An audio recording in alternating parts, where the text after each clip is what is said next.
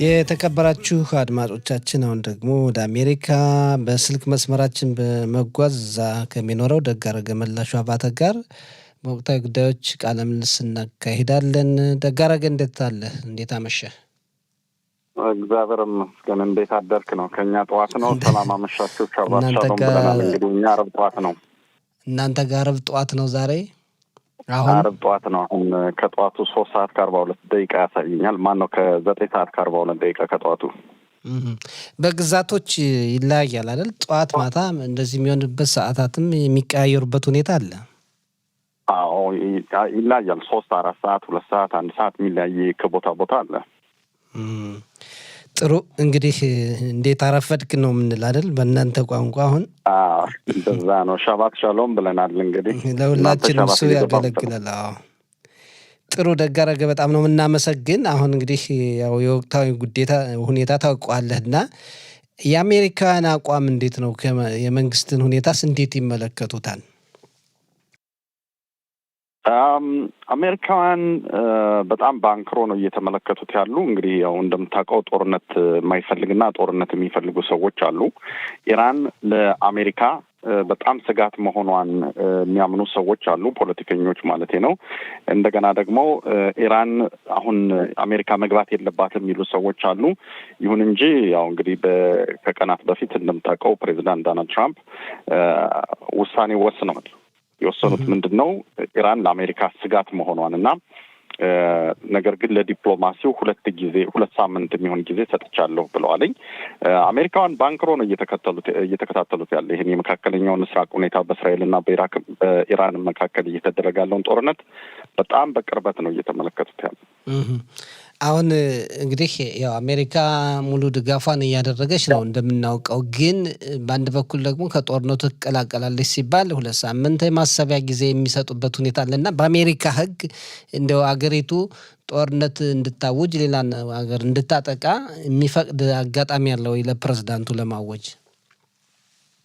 እንግዲህ በሕጋቸው መሰረት ጦርነት ሊያውጅ የሚችለው ኮንግረስ ነው። ኮንግረሱ እሱ ነው ጦርነት ሊያውጅ የሚችለው።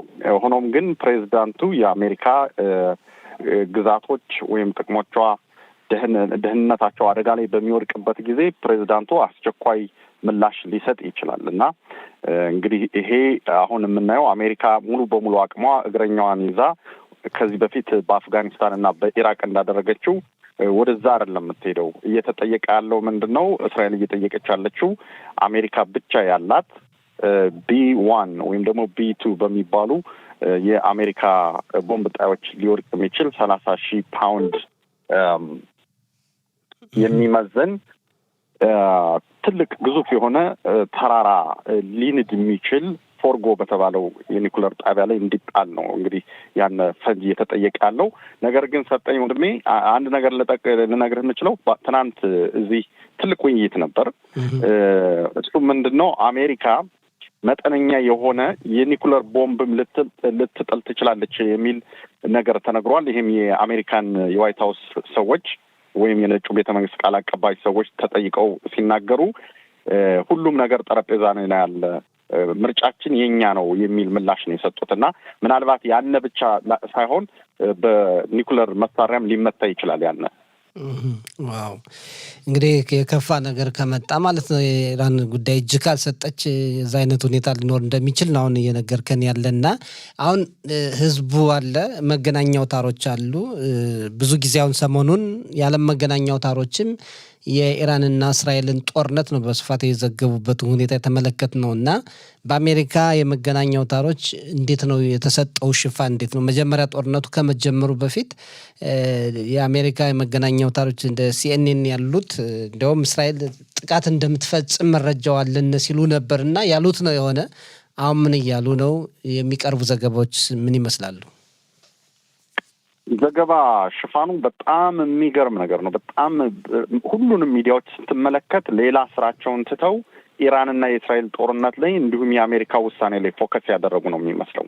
ትኩረታቸው በሙሉ የእስራኤልና የኢራን ጦርነት እንዲሁም አሜሪካ ምን ልታደርግ ትችላለች የሚለውን እሱን ነው ባንክሮ ህዝቡም እየተከታተለ ያለ። መገናኛ ብዙሃንም ይሄን ነው እየዘገቡ ያለ በተደጋጋሚና በጣም ከፍተኛ የሆነ ሽፋን ነው ተሰጥቶታል። እንግዲህ እንደምታውቀው እዚህ ሀገር ባለፈው ማውርተናል። በነገራችን ላይ ወንድሜ ሰጠኝ አምና ሐማስ ብዙ ዜጎችን በገደለ ጊዜ የኢራንን የነ ሂዝቦላን ሐማስን እድል ጣፈንታ በተመለከተም በተወያየነው ውይይት ላይ ይሄን ጠቅሰነው ነበር።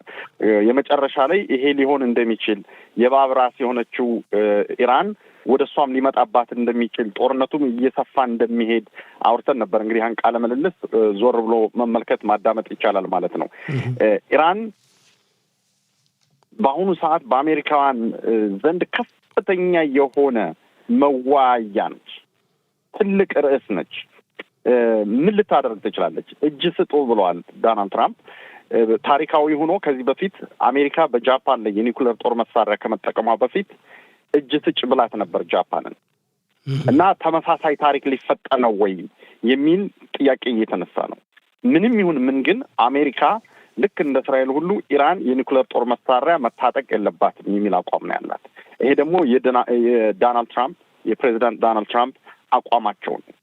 ዶናልድ ትራምፕ ኢራን የሁሉም የዚህ ሁሉ ህመም በሽታ በእስራኤል በኩል እየሆነ ያለው በሰሜን፣ በሶሪያ፣ በሊባኖን፣ በጋዛ፣ በዌስት ባንክ፣ በሁቲዎች ደግሞ የመን፣ በኢራቅ ላሉት ጸረ ዌስተርንና ጸረ አሜሪካ ለሆኑት ጸረ እስራኤል ለሆኑት ሁሉ የምታስታጥቅ ገንዘብ የምትሰጥ ለዚህ ሁሉ በሽታ ምንጭ እሷ ናት ብለው ስለሚያስቡ ይሄ እንደዚህ አይነት አክራሪ የሆነ እስላም የኒኩለር ጦር መሳሪያ ወይም ጅምላ ጨራሽ የሆነ የጦር መሳሪያ እንዲታጠቅ አልፈቅድም ብለው ከዚህ በፊት ኦባማ በ2015 ይመስለኛል ደርሰውት የነበሩትን ስምምነት ቀደው ጥለው ኢራን ምንም አይነት የኒኩለር መሳሪያ መስራት የሚያስችላትን ንጥረ ነገር በእጇ ሊኖር አይገባም ብለው ነው ውሳኔ የሰጡት። ስለዚህ ኢራኖች አንድ አማራጭ ነው ያላቸው አሁን። እሱም ምንድነው? አሜሪካ እንዳለችው እጃቸውን ሰጥተው ከዚህ በኋላ ርቀት አህጉር አቋራጭ የሆኑ ሚሳይሎቻቸውን ጨምሮ እነሱን ከርብ አድርገው ለአመርቱ ተዋውለው በቃ መኖር ነው የሚችሉት እንጂ ከዚህ በኋላ ኢራን ባለችበት ሁኔታ አትቀጥልም። የዩራኒየም ንጥረ ነገርም እያብላላች የምትቀጥልበት እድል የላትም። አዎ እንግዲህ ያለው ሁኔታ ያንን ነው የሚመስል። አሁን ያልከውን ዶናልድ ትራምፕ እንደዚህ እስራኤልን በደንብ ከደገፉ በኋላ አሁን በፊት የነበሩት ፕሬዚዳንት ጆ ባይደን ያወላውሉ ነበር የሚባል ነገር ነበር። እርግጥ እሳቸውም ለእስራኤል ብዙ ድጋፍ እንዳደረጉ ነው የሚነገረው እና አሁን ግን እስራኤል በምትፈልገው መልኩ ዶናልድ ትራምፕ ከሄዱ በኋላ በአሜሪካ ሕዝብ ዘንድ ምን አይነት አቀባበል አለ? ዝናቸው የበለጠ የጨመረበት ሁኔታ አለ ወይ? እንደው አሜሪካን መጀመሪያ የሚሉትን ነገር እንደው አሜሪካውያን እንዴት ያዩታል?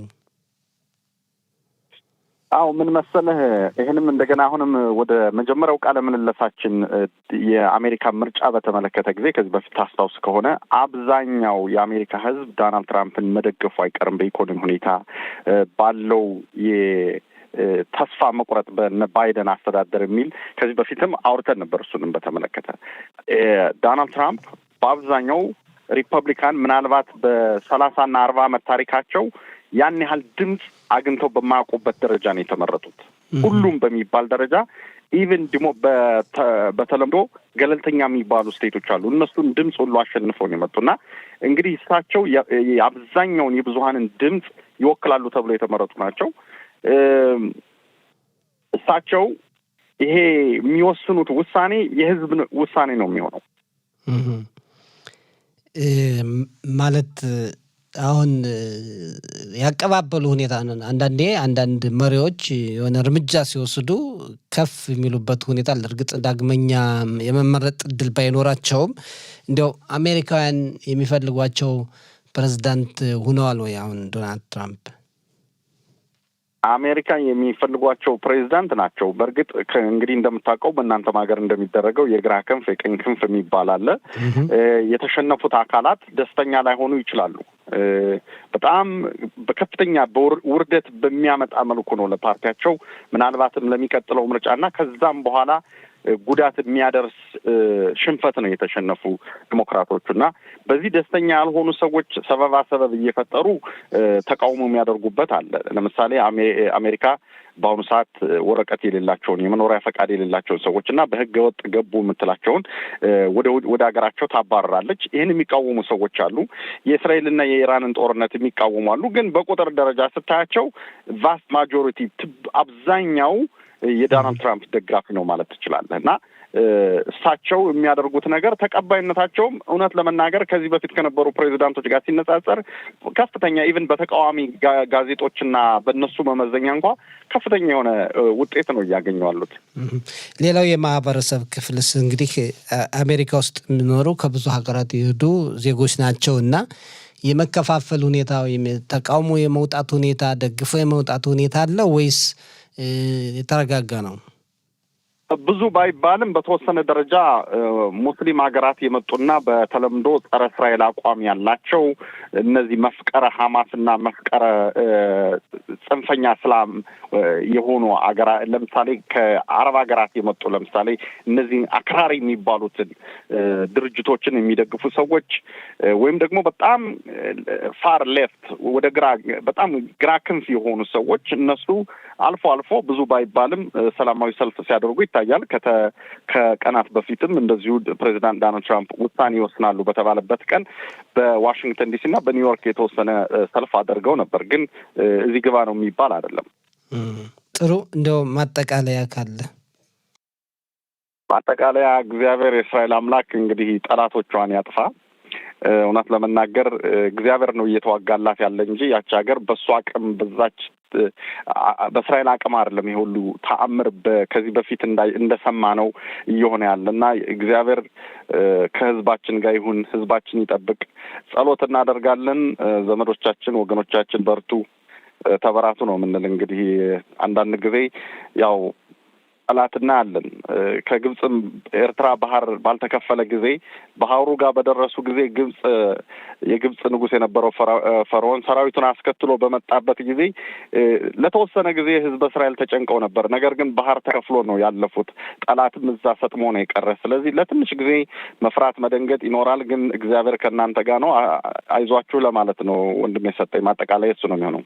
ጥሩ፣ በጣም እናመሰግናለን። መልካም ምሽት፣ መልካም ቀን። እሺ፣ ሻባት ሻሎም ብለናል።